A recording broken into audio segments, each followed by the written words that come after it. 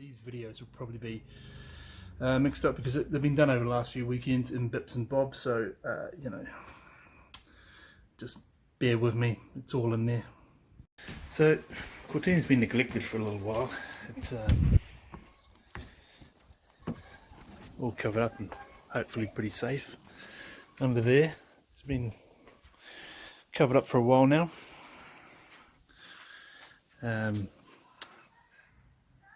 It's been parked up because the clutch was slipping quite badly, and there's no point in trying to further the tune with it slipping, because it was only getting to 5 psi and then slipping.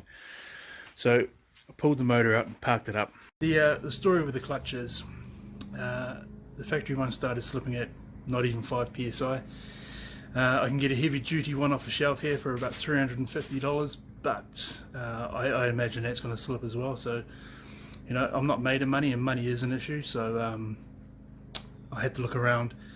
A race paddle clutch here, you know, about $400 just for the clutch itself, and I don't want one. I want a sprung clutch.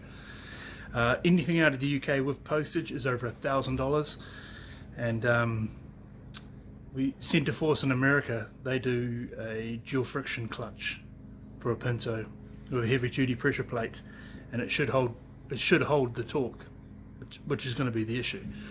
But converted into New Zealand dollars was $450 for the clutch, the pressure plate and the alignment tool. So that's what I bought.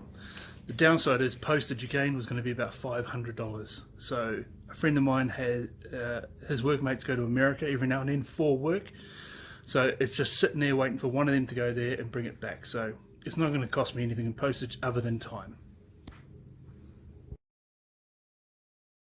And then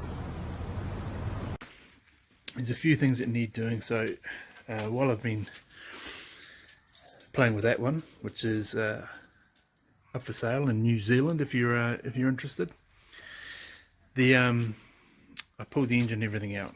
So there's a few things that need doing. I need to make up spark plug leads because I broke one, and this never actually, you know, I never had leads for it because it's not meant to be the way it is.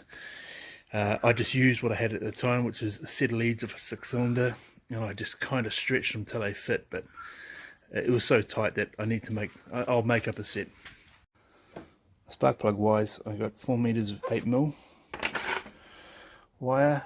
I still got the other 4 ends that I didn't use out of the 8-cylinder pack, and I bought some MSD boost for the spark plug side, so I should be able to make up leads that fit well and do the job properly without being overly stretched.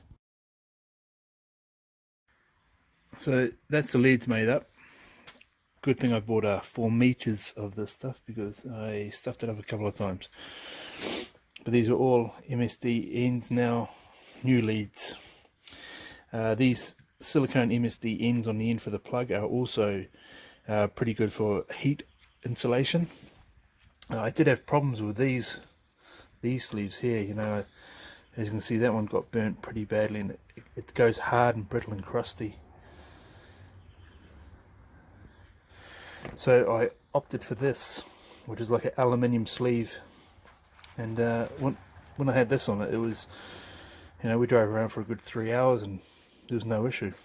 They're pretty good, not even smoking, so well worth the money. I know it's looks like a bit of a nest, right? But you know, you got vacuum lines, the LS coils. These are all nice and tight. They're, you know, these MSDs clip in there so well, they actually just click in there, and you're quite hard to get out. And the same on this end. They've got clips on the end of them, so by the time they go on the plugs, they are nice and tight. And as you can see, the room down here isn't very much, so that one there's usually the one that gets the hottest. You can see things get pretty tight, but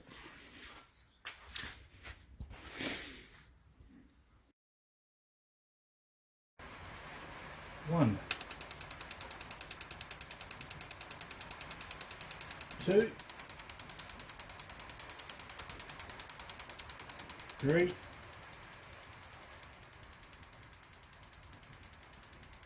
4.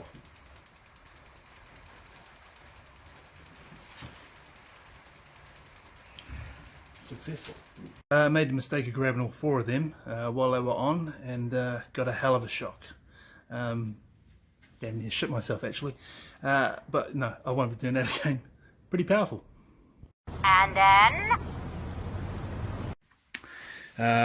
I've got as much throw out of the accelerator pedal as I can get, and we're still only getting about 82% of the throttle open, which is crazy because when we were driving it we're only getting 64.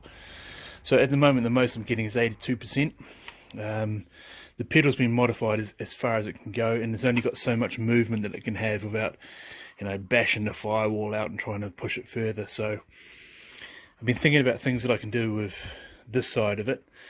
I was, you know, thinking about trying to move it down further and clock this bit here around further, but as a mate pointed out, it's still the same amount of movement on the pedal, so it's not really going to do anything.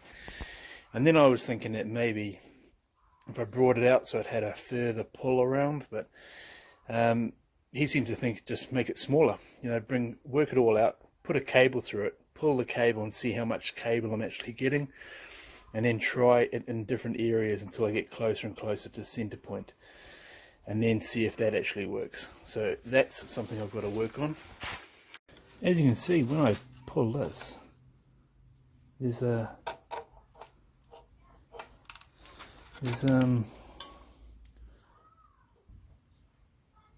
quite a bit of movement before anything starts to move.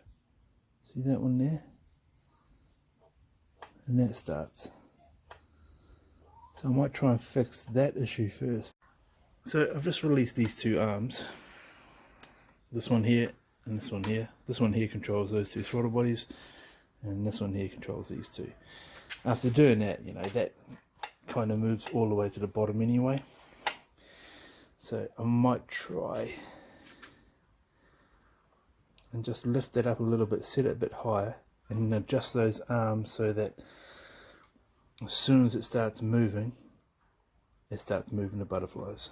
What I'm going to do now is I'm just going to set up the gap I want between here and here, which is going to be like the top of a razor blade. I'll set up a dial gauge, so as soon as that starts moving, the dial gauge will start moving, and then all I'm going to do is I'm just going to adjust this adjuster on that side there until that is sitting on there, and that just before it starts moving, that means that there is going to be as fine as it possibly can to this, so there should be no slop in here before the butterflies start moving. I'll start with that one and then do this one.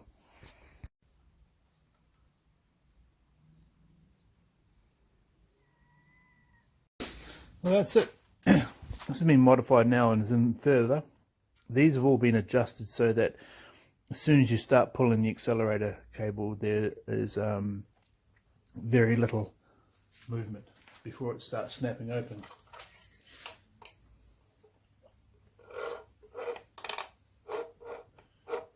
So that there is taking about 20 mil out of the travel. So hopefully, I mean, I'd love to be able to put an accelerator stop under the accelerator. And then the tyres need to be sorted. That's another issue. The rears are 205s on the bottom there, and they scrape like mad. Even though the car's not exactly slammed on its ass, you put any weight in there and she scrapes. So I've got some more 195s, the same as the front, and they seem to be quite a good fit, and we'll see how those go. And the other thing I got is these little extensions. You know, they just lift the spring up, sit on the perch. The spring sits on this perch and it just lifts it up 29 mil. So we'll see how that goes. I got the biggest I could because I thought worst case scenario I can trim it down to what I need if it's too much. I was wrong. They sent me 20 mil. I got some spare arms here, so to get the right height I want, I'm going to remove these and I'm going to make some blocks and I'm going to weld them up higher. You know, for the spaces that I got down here, those little 30mm rubber spacers or nylon spacers, you know, they're about $100 and something delivered, and it took ages to get here. So I'm just going to make up theoretically some lowering blocks. Well, that's a little spring perches off. I mean, there's not much to them. It's only like a weld along the front and 4 spot welds. They weren't even in the exact same place on either side. This one here was about 5mm forward than that one over there. So, you know, good old Ford back in the day. I found some 30mm box section, so that'll do. I mean, it's kind of the, you know, the reverse when trying to lower a car. I need to kind of lift it up. It has lowered springs, but they're too low, and it's just going to rub in the rear. So, you know, try lifting it up 30mm first, even though those spaces, you know, the bushes that I've put in there are 30mm. Let's see what happens with steel, and then I can always add the bush then to the height that I need from there on. I've welded the bottoms as well. I thought I'd just go around and just weld them while I'm at it, and the tops.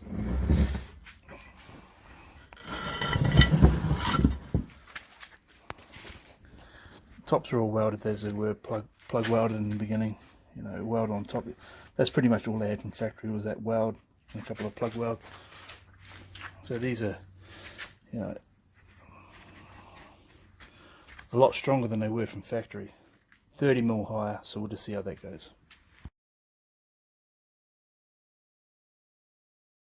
So there you go, there's the right height I wanted. It's crazy to think that I had to lift the car 50mm to get a 30mm gap. But that doesn't rub anymore. The springs must have used to sag about 20mm.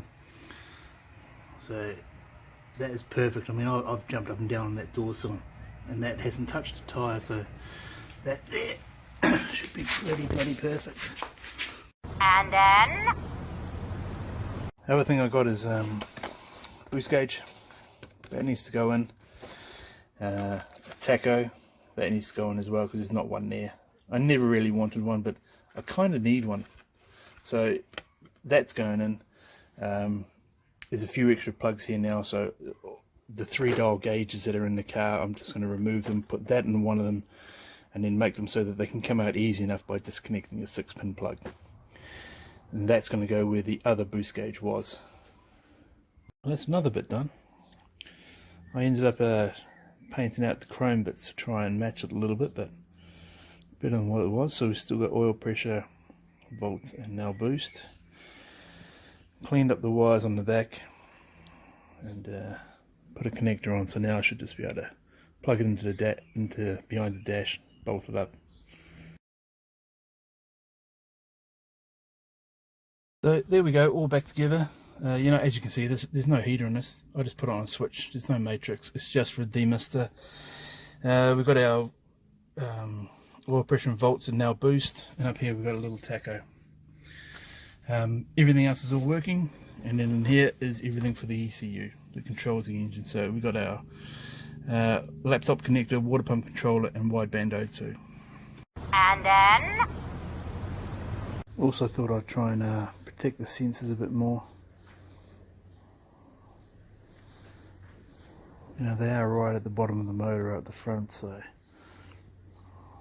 just thought I'd put a bit more insulation around them. There you go, a bit more protection in place. Loctite it in. That one kind of disappears under the cover a little bit anyway, so it's not too bad. And then? So the relays are all sorted now, and the relay holders. We have hose for the boost gauge, and also wired into the ECU now is the 3-port Mac valve electronic boost controller. That's all wired and tested. So I think we'll change the spring and the wastegate to a 7 psi spring, and then let that control the rest of it. And then? But there she is. Nice little gap there, 30mm. It's crazy I had to put 50mm space to lift it to get 30mm gap, but now there's no sag. You know, I can jump up and down on that. on that dorsal there, and that doesn't touch. So that's perfect.